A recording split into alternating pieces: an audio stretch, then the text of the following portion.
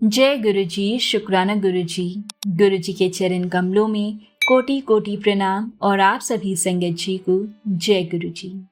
संगत जी, आज का शुक्राना सत्संग जो हम आपके साथ साझा कर रहे हैं ये गुरु जी की पुरानी संगत जी का है।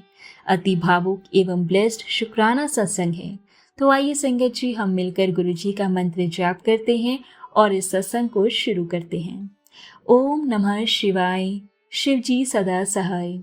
ओम नमः शिवाय, गुरु जी सदा सहाय। संगत जी बताते हैं कि अंकल अहमदाबाद में एक जनरल इलेक्ट्रिक में कार्यरत के परिवार को एक बहुत समस्या थी और उनकी वाइफ के शरीर में एक शक्तिशाली दुष्ट आत्मा ने प्रवेश कर लिया था। उनकी मां पटियाला में नए साल के अवसर पर संगत जी गुरु जी से मिली और उनका एक स्वरूप लेकर घर आई। संगत जी परिवार ने पंचकुला में गुरुजी से भेंट करनी चाहिए, पर संगत जी ये संभव नहीं हो सका और फिर वो मनसा देवी चले गए। महिलाओं के सरलता से हर बात पर विश्वास करने के लिए अंकल जी ने उन पर व्यंग्य कसा कि हर ईंट के पीछे 2 गुरु मिल जाएंगे। संगत जी परिवार को चंडीगढ़ में शिवरात्रि के अवसर पर गुरुजी के दर्शन का सौभाग्य प्राप्त हुआ और अंकल जी ने अनेक सत्संग सुने और गुरुजी को ये भी कहते हुए सुना कि जो भी श्रद्धा से आया है वो उसके घर अवश्य जाएंगे।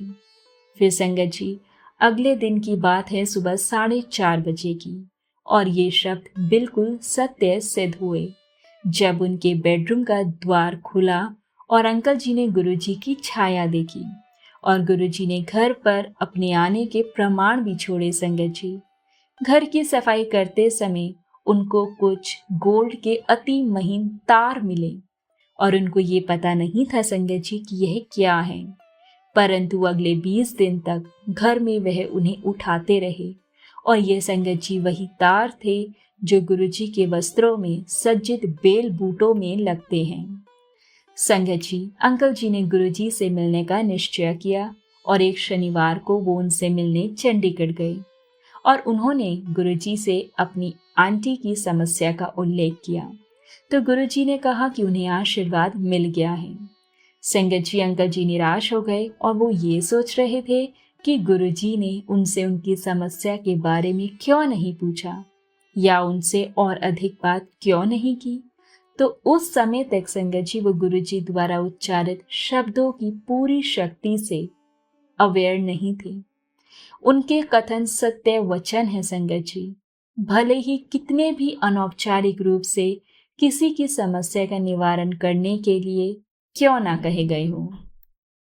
संगत जी अंकल जी फिर गुरुजी के जन्म स्थान डुगरी गांव गए और वहां से वह यादगार के लिए गुरुजी के घर से एक ईंट ले आए और उस ईंट को धोकर संगत जी उन्होंने अपने घर में पूजा के स्थान पर रख दिया।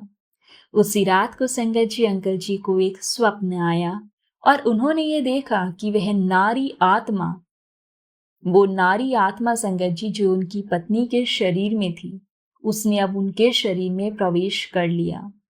उनके मुख से वह बोली कि उसे कभी भी वश में नहीं किया जा सकता था, किंतु घर में रखी हुई वह ईंट इतनी ज्यादा शक्तिशाली है कि अब वह यहाँ पर और एक पल भी नहीं रह सकती है और वह इसी समय यह घर छोड़कर जा रही है।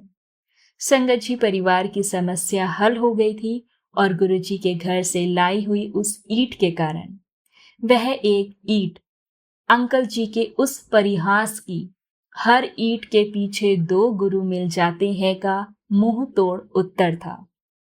संगत जी बेहद प्रयत्न करने पर भी अगले दिन अंकल जी को वह पूरा स्वप्न याद नहीं रहा था, पर गुरुजी ने उनके मन की सभी शंकाएं ये कहकर दूर कर दी कि उन्हें एक ईंट के माध्यम से कृपा प्राप्त हुई थी।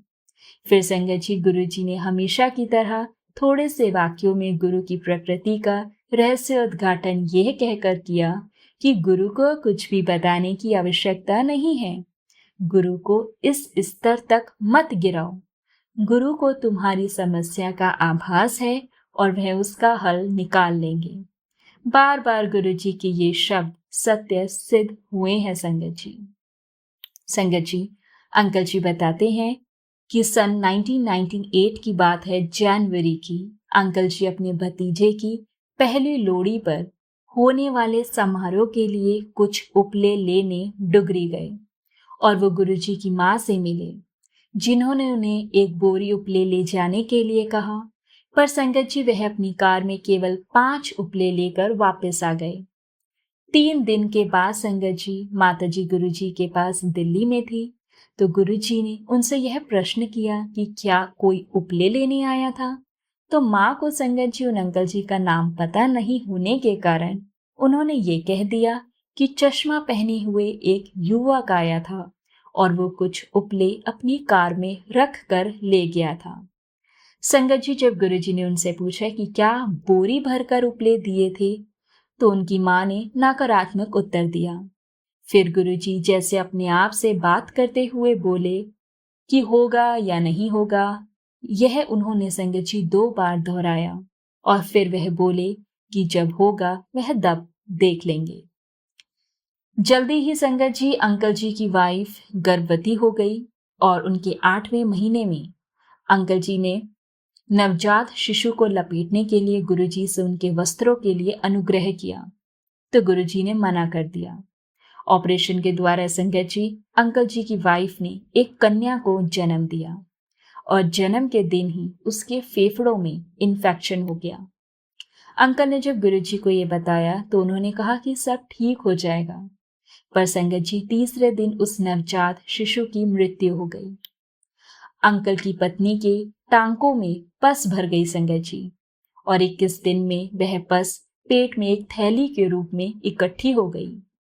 अंकल की पत्नी बेहद दुखी थी, तो उन्होंने संगत जी गुरुजी को उनके स्वरूप के सामने उनको भला बुरा कहा और विलाप करते हुए उन्होंने कहा कि वह अपना बच्चा तो पहले ही खो चुकी थी और अब उन्हें यह समस्या हो गई।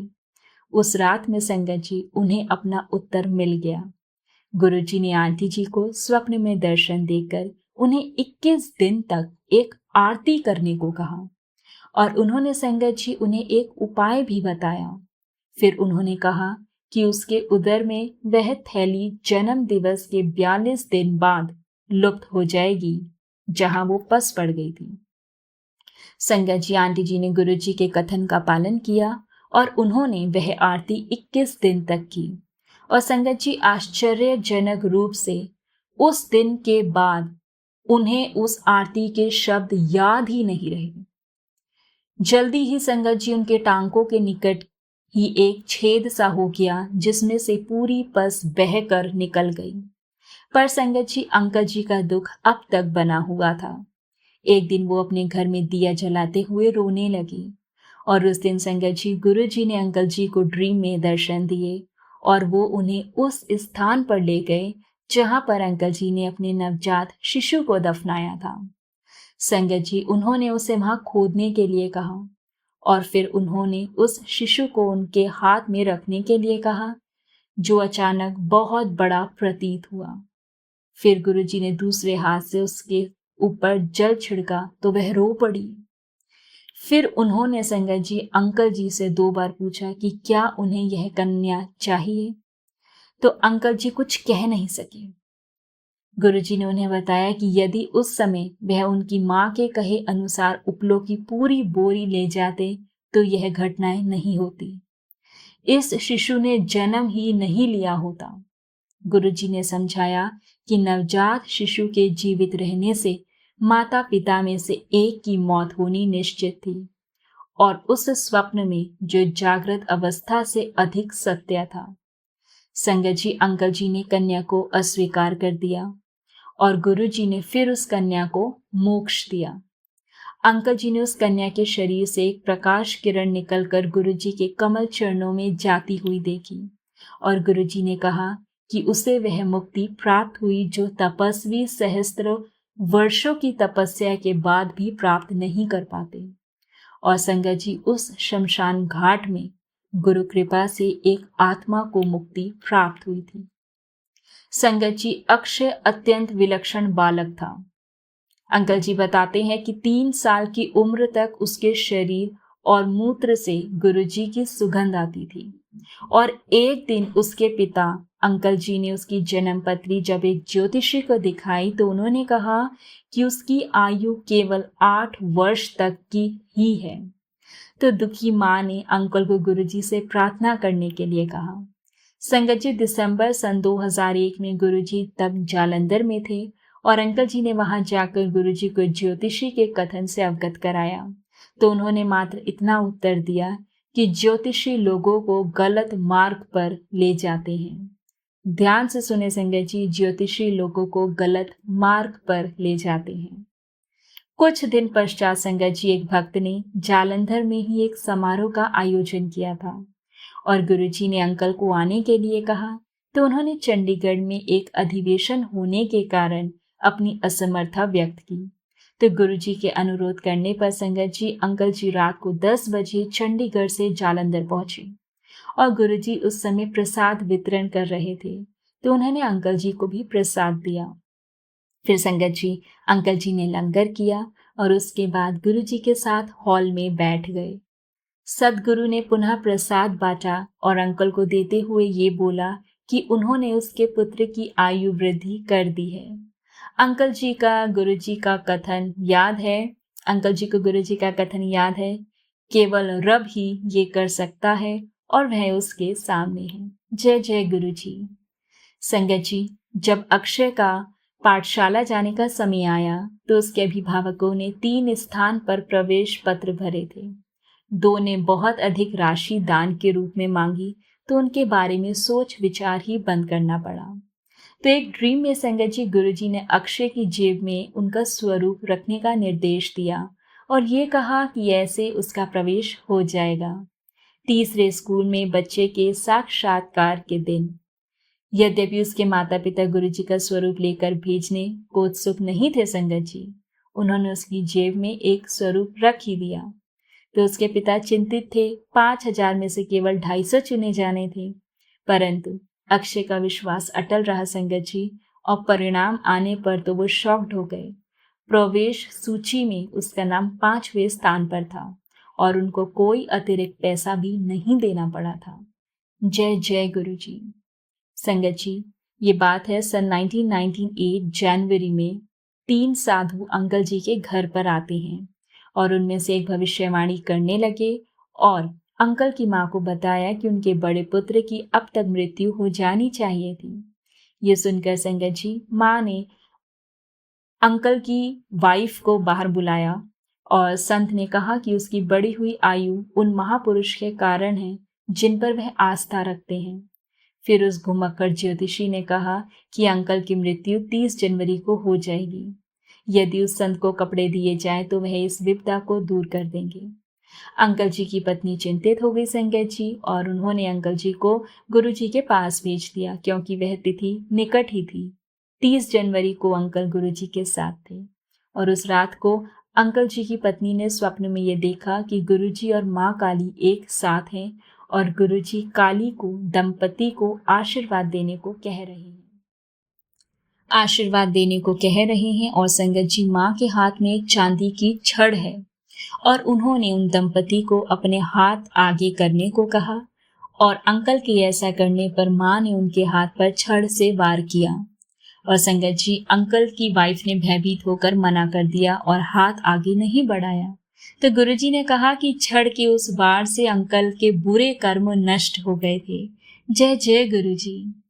उन्होंने संगत जी अंकल की वाइफ को ये भी बताया कि वह दृश्य काल्पनिक ना होकर वास्तविक है और उस समय अंकल की पत्नी जाग गई और उन्होंने देखा कि उनके पूजा स्थान में रखे हुए गुरुजी के स्वरूप में लाल कपड़े काले हो गए थे, काली माँ के समान। 5 मिनट के बाद संगत जी कपड़े पुनः लाल हो गए। जय जय गुरुजी, जय जय गुरुजी। संगत जी, लुधियाना में अनेक पैतृक घर के द्वार पर 2 हाथ चिन्हित थे। तो अंकल जी की पत्नी को कुछ अंदेशा था और उसने अपनी सास को दर्शन के लिए नैना देवी के मंदिर भेज दिया और जब वह वहां पर नहीं थी तो अंकल की पत्नी घर साफ करने और उन निशानों को मिटाने में लग गई। संगत जी उसने उन चिन्हों को अपने हाथ से मिटाने का प्रयत्न किया और रात तक उस हाथ में अत्यंत वेदना एवं सूजन आ गई थी। अंकल जी बताते हैं कि 4 दिनों में बाएं अंग में एक जख्म सा हो गया। डॉक्टर्स ने दवाइयां स्टार्ट करवाकर कुछ व्यायाम करने को कहा। अंकल जी जालंधर में कार्यरत थे, तो आंटी के समाचार सुनकर वह घर आना चाह रहे थे, किंतु संगत जी उनकी वाइफ ने उन्हें फोन कर चिंता मुक्त रहने के लिए कहा और हमेशा की तरह संगत जी गुरुजी ने उनके रोग को मुक्त कर दिया था। उन्होंने बताया कि वह अपना दुखड़ा गुरुजी के स्वरूप के सामने व्यक्त कर रही थी कि अचानक से गुरुजी प्रकट हो गए और अपने इस प्रकार प्रकट होने के अचंभे के शांत होने के बाद वह दंपति के बिस्तर पर बैठ गए और उन्होंने बताया कि उन स्वरूपों का अर्थ सांस की निश्चित मृत्यु थी, जो उन्होंने मात्र हाथों के लकवे में परिवर्तित कर दी थी। जय जय गुरुजी। गुरुजी ने अपने भक्त के हाथ मले संगत जी और फिर उन्हें हिलाने को कहा और जब वह नहीं कर सकी तो उन्होंने प्रक्रिया दोहराई और इस बार वह हाथ को हिला सकी। उनका वो लकवा जो पैरालिसिस था हाथ में वो लुप्त हो गया था। गुरुजी ने उन्हें सलाह दी कि वह अपनी सांस से उनके स्वरूप पर जल डलवाएं और इस जल से उन चिन्ह पर छींटे मारे जाएं। छींटे मारते ही संगत जी वह भूरे से लाल रंग के हो गए और गुरुजी बोले कि उन्हें आशीष मिला है। जय जय गुरुजी, शुक्राना गुरुजी।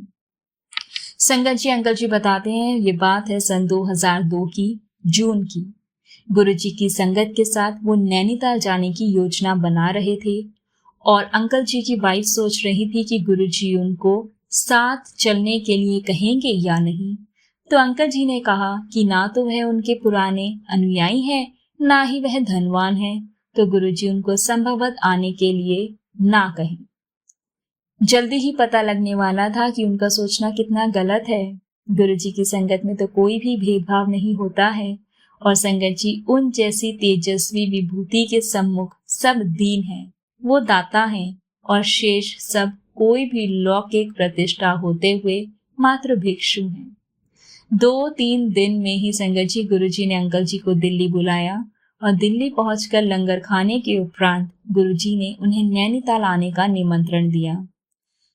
तब संगत जी अंकल घर वापस पहुंचे तो उन्होंने अपनी पत्नी से कहा कि गुरुजी ने केवल औपचारिकता के लिए ही उन्हें आमंत्रित किया होगा, पर जाने से 3 दिन पूर्व गुरुजी ने उन्हें बुलाया और साथ में ऊनी वस्त्र भी लाने के लिए कहा।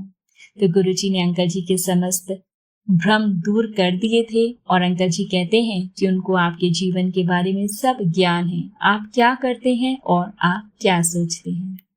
संगत जी नैनीताल में गुरुजी ने अंकल जी को डिप्लोमा अथवा डिग्री पाठ्यक्रम करने के लिए कहा और अंकल ने कहा कि 1 दशक के बाद यह करना अत्यंत कठिन होगा, परंतु संगत जी गुरुजी ने उन्हें बलपूर्वक यह करने का आदेश दिया और अंकल जी ने डिप्लोमा पाठ्यक्रम करना स्टार्ट कर दिया। पर उसे पूरा करने की शंका के साथ एग्जाम्स में अंकल ने गुरुजी से सहायता भी मांगी, तो गुरु कृपा से उन्होंने यह 2 वर्ष में ही पूर्ण कर लिया और गुरुजी को समाचार देने गए। गुरुजी सोच रहे थे कि अंकल उन्हें यह बताने का कष्ट क्यों कर रहे हैं, तो उन्होंने कहा कि परीक्षाएं तो उन्होंने ही लिखी थी और सफल रहे थे। गुरुजी की दया से अंकल ने MBA कर लिया था। जय गुरुजी। संगत जी अंकल जी बताते हैं कि गुरुजी सबको अपना आश्रय प्रदान करते हैं। उन्हें भक्त के भूतकाल यानी कि पास्ट से कोई भी अभिप्राय नहीं है। उन्हें पावन पवित्र विचारों की भी कोई आवश्यकता नहीं है। ईमानदारी से किया हुआ स्वावलोकन अधिक लाभप्रद होगा। ईमानदारी मायने रखती है। सद्गुरु सदाचारी और दुराचारी, अच्छे एवं बुरे, धनवान और निर्धन में कोई भी भेदभाव नहीं करते। उनकी छत्र छाया में परिवार, मित्र, संबंधी आदि सब आकर उनकी कृपा के पात्र बनते हैं। पर सद्गुरु के साथ एकाकार होने के लिए स्वाभिमान को समाप्त कर उनको समर्पण करना अनिवार्य है। फिर संगत जी गुरुजी अपने भक्त के जीवन पथ को ही सहज कर देते हैं और उसके बुरे कर्मों को जैसा उन्हें उचित लगे वो निष्फल कर देते हैं। अंकल जी के भाई सुनील शिव के परम भक्त संगत जी और दोनों भाई अमरनाथ यात्रा एक साथ कर चुके हैं। 2005 के जून महीने में सुनील फिर से एक अमरनाथ यात्रा पर गए थे और एक स्थान पर संगत जी लैंडस्लाइड हो रहा था। ऊपर पहाड़ों से बड़े बड़े पत्थर गिरते आ रहे थे। बस एक गहरी खाई के किनारे रुकी हुई थी। सुनील ने गुरुजी को याद किया और उनका स्वरूप निकालकर उनके ऊपर जल डाला और उस जल को उस दिशा में छिड़क दिया जिधर से पत्थर गिर रहे थे। संगत जी लैंडस्लाइड बंद हो गया और सब यात्रियों को एक नया जीवन मिला।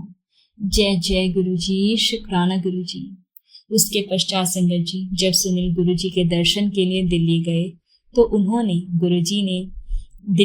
गुरुजी ने उन्हें संगत को यह अनुभव सुनाने को कहा और उनके जीवन की रक्षा करने के लिए गुरुजी ने अन्य अनेक यात्रियों को जीवन दान दिया था। संगत जी ये पहला अवसर नहीं था जब गुरुजी ने सुनील को जीवन दान दिया था। वर्ष 2000 में भी सुनील के अपेंडिक्स की सर्जरी हुई थी, पर उसके पश्चात सुनील को यूरिन पास नहीं हो रहा था और ये बहुत ही गंभीर समस्या थी। इससे संबंधित पेट दर्द उनसे सहा नहीं जा रहा था और डॉक्टर्स के अनुसार उनकी इस कठिनाई का मूल उनकी मानसिकता थी और उन्होंने वैलियम गोलियां खाने को कहा, पर संगत जी स्थिति में कोई सुधार नहीं हुआ। जब सुनील चंडीगढ़ में गुरुजी के पास गए तो उन्होंने 17 ग्लासेस चाय पिलाई और 2 लंगर कराए। जैसे ही संगत जी सुनील जाने को तत्पर हुए, गुरुजी ने 1 कप चाय और पीने को कहा तो सुनील पहले ही इतना तरल लेने के पश्चात और लेने की स्थिति में नहीं थे, लेकिन गुरुजी ने वह चाय अपने सामने ही पीने के लिए कहा। वह बोले कि अब सब ठीक हो जाएगा।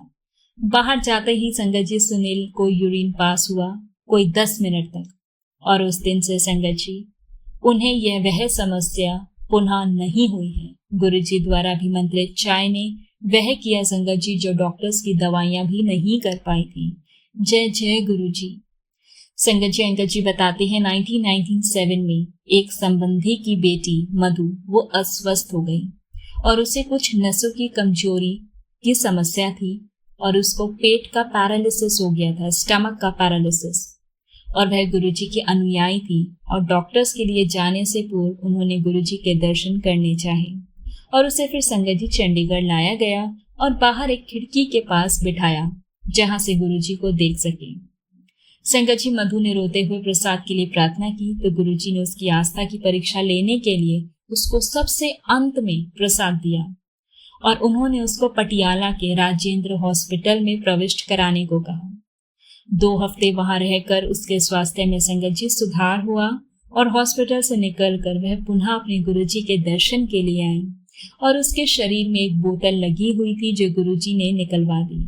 डॉक्टर्स हैरान थे, शॉक्ड थे कि उनके अन्य रोगियों को कोई लाभ नहीं हुआ था, पर वह 3 हफ्ते के उपचार के पश्चात स्वस्थ हो गई थी।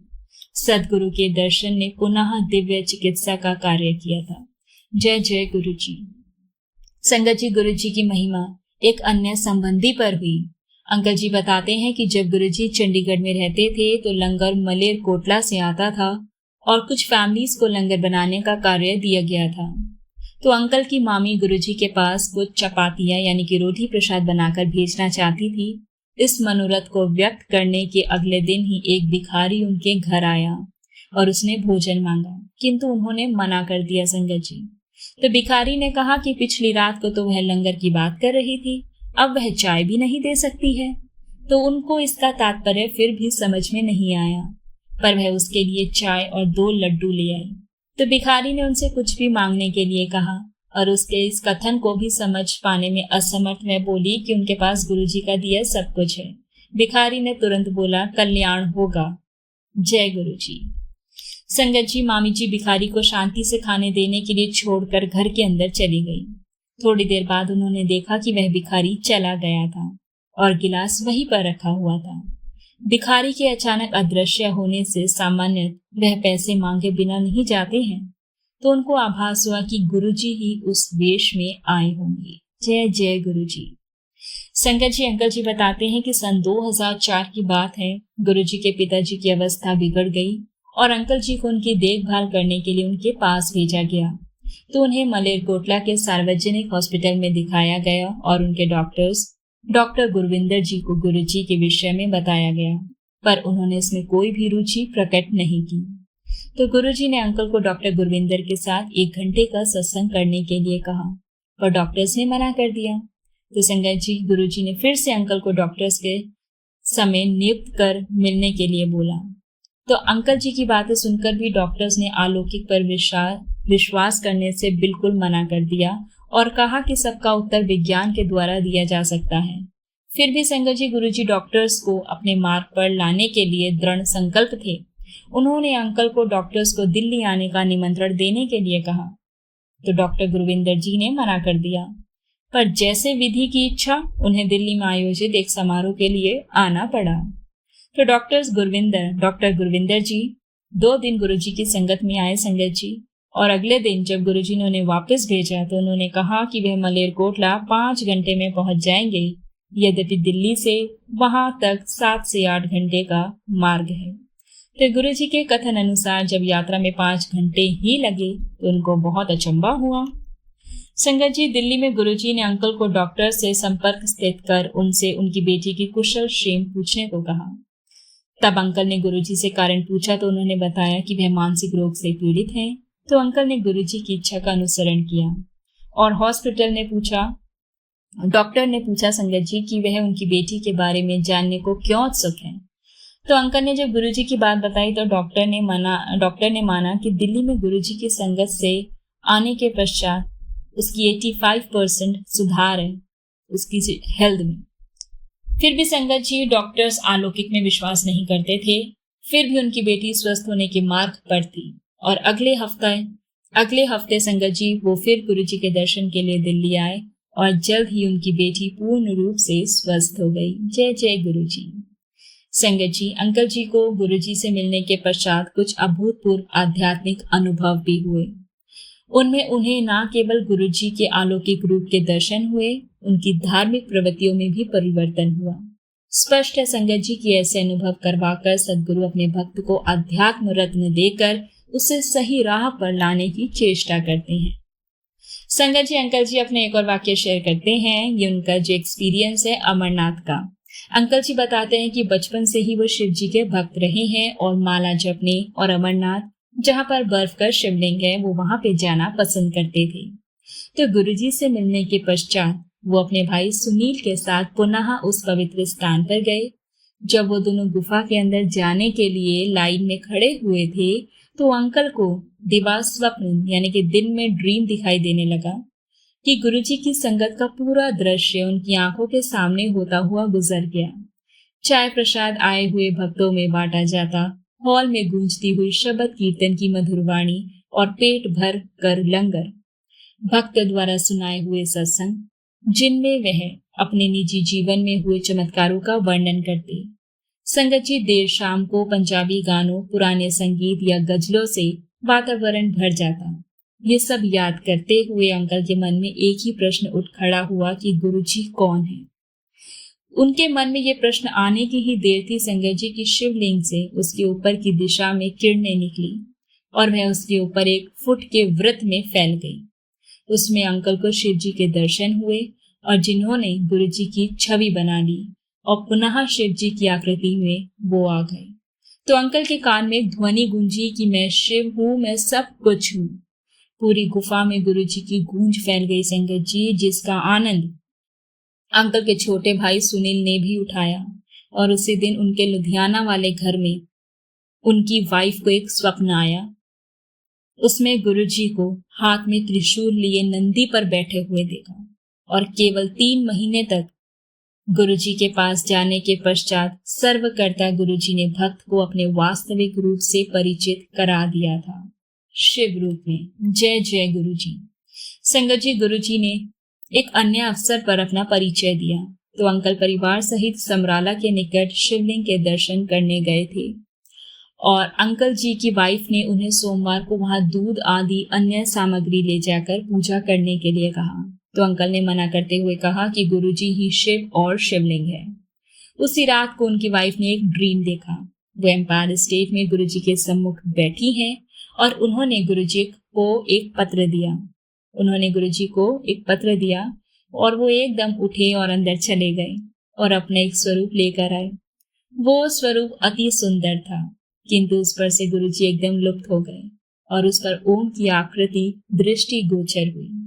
फिर उसमें से एक शिवलिंग निकला और उसने गुरुजी से इस बारे में प्रश्न किया तो गुरुजी ने स्वरूप को पुनः देखने के लिए कहा और उसने देखा कि शिवलिंग में गुरुजी विराजमान हैं। उसे अभी भी सब स्पष्ट था।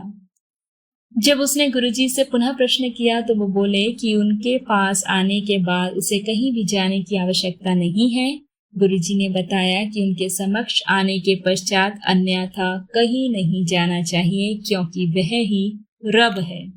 जय जय गुरुजी, शुक्राना गुरुजी। संगत जी, अंकल जी बताते हैं कि एक बार गुरुजी लेटकर पाठ कर रहे थे और सब भक्त उनको घेर कर उनकी सेवा में लगे हुए थे। तो एक भक्त जो उनके चरण कमल बहुत देर से दबा रहा था वो थक गया और उसने अपना कार्य अंकल को सौंप दिया। तो अंकल प्रसन्न होकर गुरुजी के चरण दबाने लगे। तो उन्होंने गुरुजी के चरणों को हाथ ही लगाया था कि उन्हें अपना परिचय देने के लिए कहा गया। तो उन्होंने अपना नाम बताया तो गुरुजी ने जोर लगाकर दबाने को कहा। थोड़ी देर बाद उन्होंने अपने तलवे और जोर से दबाने के लिए कहा, क्योंकि उनमें अत्यधिक पीड़ा हो रही थी। 10 मिनट के बाद सदगुरु ने पुनः अंकल को अपनी पूरी शक्ति लगाकर तलवे दबाने को कहा। उन्होंने वैसा ही किया तो गुरुजी के चरण के अंगूठे से अमृत प्रवाह होने लगा। जैसे गायें दूध देती है, गुरुजी के चरण के आसपास 1 फुट तक का क्षेत्र उसे गीला हो गया। गुरुजी ने अंकल को कहा कि अब देखो गुरु कौन है, तो उनका पूर्ण शरीर अमृत से भरा हुआ है। इसी प्रकार संगत जी, जब अंकल ने गुरुजी को उनका वास्तविक रूप दिखाने के लिए विनती करी तो उन्होंने नम्रता पूर्वक मना कर दिया। उन्होंने उसे समझाया कि वह 14,000 वॉट के तार के समान है और उनके भक्त 0 वॉट के बल्ब है। वह बोले कि अगर उन्हें छुआ गया तो छूने वाला नष्ट हो जाएगा। वह शिव हैं और उनके हृदय की धड़कन रुक जाएगी। समय आने पर वह उन्हें दर्शन करने की क्षमता देंगे। जय जय गुरुजी, शुक्राना गुरुजी। संगत जी, अंकल जी बताते हैं गुरुजी भक्त के निजी धार्मिक व्यवहार पर अपनी राय व्यक्त कर देते थे, पर ऐसे अवसर बहुत ही कम होते थे। संगत जी, माला फेरने से वह मना करते थे क्योंकि ऐसे मनुष्य स्वाभिमानी हो जाते हैं, परंतु अंकल इस प्रथा को अपने बचपन से करते आ रहे थे। तो एक दिन जब वह ऐसा अपने घर के पूजा कक्ष में कर रहे थे और वह समाधि में चले गए और बड़े मंदिर पहुंच गए। वहां पर वह हॉल में बैठे हुए थे और माला उनके सामने रखी हुई थी। तो गुरुजी अपने आसन पर आसीन थे और शिव मूर्ति के समान वह स्वयं शिव मानव रूप ग्रहण कर विराजमान थे। शिव जी के हाथ से एक किरण निकलकर उनकी माला पर पड़ी और उसी प्रकार से एक किरण गुरुजी के हाथ से माला पर आई। जैसे ही दोनों किरणें माला पर पड़ी वह टूट गई। उसी क्षण संगत जी अंकल जी की चेतना लौटी और उन्होंने देखा कि उनकी माला वास्तव में टूट गई थी और उस दिन से अंकल जी ने माला फेरना बंद कर दिया। और अब वह गुरुजी के कथन पर विश्वास करते हैं कि प्रार्थना कभी भी करी जा सकती है। प्रभु को याद करने के लिए ना ही कोई माला, ना ही कोई उपयुक्त समय चाहिए। ईश्वर को आप खाते पीते, घूमते, भोजन बनाते हुए, लेटे हुए या कोई भी कार्य करते हुए कभी भी याद कर सकते हैं और उनको धन्यवाद दे सकते हैं।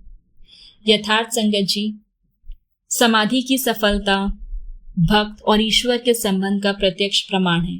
यदि उन दोनों का संबंध अटल और अटूट है तो वह कहीं भी, कभी भी, किसी भी अवस्था या किसी भी वातावरण में तुरंत स्थापित हो गया, भले ही उस समय कानों को चुपने वाला संगीत गूंज रहा हो। जय गुरु जी, जय गुरु जी। संगत जी अंकल जी अपने एक और एक्सपीरियंस बताते हैं। एक अवसर पर गुरुजी ने अंकल और उनके परिवार को कुछ दिन के लिए बड़े मंदिर में रहने के लिए कहा और वहां रहते हुए एक दिन अंकल और एक अन्य अनुयायी हॉल में रखी हुई शिव प्रतिमा को साफ कर रहे थे। तो अचानक से अंकल ने उस मूर्ति के चरणों से अमृत निकलता हुआ देखा और उन्होंने उसे कपड़े से साफ किया तो वह स्थान फिर से गीला हो गया। तो अंकल के साथ जो अनुयायी थे उन्होंने कहा कि ऐसा संभव नहीं है। उन्होंने कहा कि अंकल ने उस स्थान पर ब्रासो नहीं लगाया होगा। जब उन्होंने स्वयं उसे साफ करने का प्रयास किया तो तुरंत वहां फिर से संगत जी अमृत प्रवाह हुआ और यह देखकर वह भी अचरज में पड़ गए। तो अंकल पहली बार बड़े मंदिर सन 1998 में गए थे दिसंबर में और गुरुजी ने स्वयं उन्हें और अन्य अनुयायी को उसका भ्रमण करा के दर्शन कराए। अचानक ग्रुप ने यह देखा कि आधा लिंग गीला है और वह सोच रहे थे कि यह कैसे संभव है। तो उनके ऐसा सोचते ही गुरुजी तुरंत बोले कि उस पर अमृत वृष्टि हो रही है। जय जय गुरुजी। उन्होंने भविष्यवाणी की कि एक दिन गंगा नदी स्वयं आकर इस लिंग को दीप्त स्थान कराएगी और यह लिंग भारत के 12 ज्योतिर्लिंगों से भी प्रमुख होगा और जिनकी अभिलाषाएं कहीं और पूर्ण नहीं हो सकेगी, यहाँ होगी। गुरुजी के इस कथन के एक सप्ताह पश्चात एक अन्य अनुयायी श्री सिंगला जी ने स्वप्न में देखा कि गंगा इस लिंग को अपने जल से स्नान करा रही है। जय गुरुजी। संगत जी, अंकल जी बताते हैं कि ये बात है सन 2006 की। 2006 में अंकल जी का परिवार मथुरा कृष्ण भक्तों के पावन स्थल पर तीर्थ यात्रा के लिए जाना चाह रहा था, पर बहुत प्रयास करने पर भी संगत जी उनकी योजनाएं जो है संपन्न होने से रह जाती थी। अप्रैल 2006 तक ऐसा ही चलता रहा और इस समय संगत जी परिवार बैसाखी के अवसर पर बड़े मंदिर आया और संगत जी गुरुजी ने अंकल जी की वाइफ को स्वप्न में दर्शन दिए और उसको अपने चरण कमल दबाने के लिए कहा। तो उनके चरण कमल दबाते हुए सदगुरु के चरणों में से कृष्ण मूर्ति प्रकट हुई। उन्होंने उसे वह उनके पेट पर रखने के लिए कहा। तो जब उन्होंने ऐसा किया तो वह पेट के अंदर जाकर अंतर्ध्यान हो गई। फिर गुरुजी ने अपने कक्ष में गए और अंकल जी की वाइफ ने देखा कि वह एक मंदिर में परिवर्तित हो गया है। वहां पर राधा कृष्ण का एक विशाल स्वरूप था। वह भक्त जो वृंदावन जाकर कृष्ण की प्रतिमा देखना चाह रही थी, उसने यह देखकर गुरुजी से स्पष्टीकरण मांगा। गुरुजी ने प्रश्न में उत्तर दिया कि क्या उसे दर्शन हुए? वृंदावन जाने की कोई आवश्यकता नहीं है, सब कुछ इधर ही है। जय गुरुजी। संगत जी, अंकल जी बताते हैं कि एक अन्य घटना का वर्णन करते हैं जिसमें गुरुजी ने अपनी वास्तविकता उनको प्रकट की थी। एक स्वप्न में अंकल को एक हॉल में ले जाया जाता है और गुरुजी उसे बुलाकर 3 बार उनके कान खींचते हैं और फिर माथे के मध्य के स्थान को 3 बार छू कर कहते हैं, कल्याण हो गया।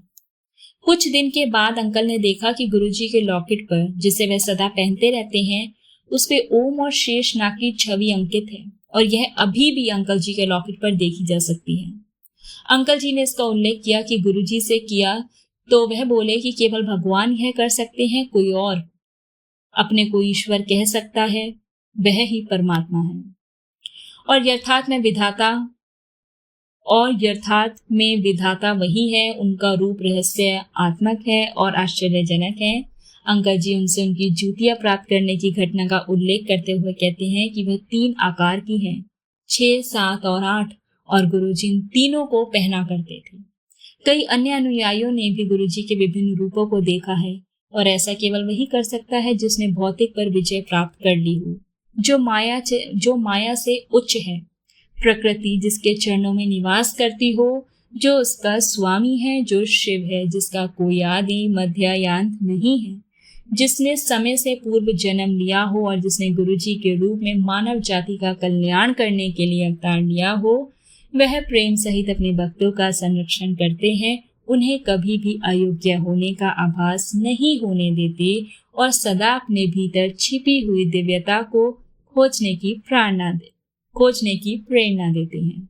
जय गुरुजी, शुक्राना गुरुजी। संगत जी, इस सत्संग को यही विराम करते हैं।